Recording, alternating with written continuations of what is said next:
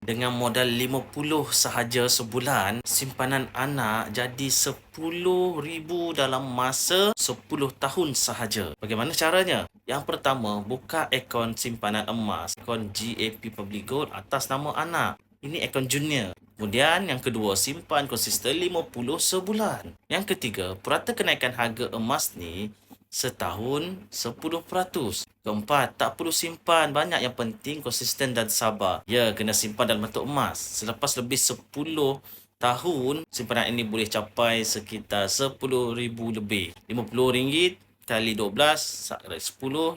Modalnya 6,000. Kemudian dengan kenaikan purata emas 10%, dia akan jadi 10,000 dalam masa 10 tahun. Nilai emas ni kalis inflasi bocor, dan selamat untuk simpanan pendidikan anak.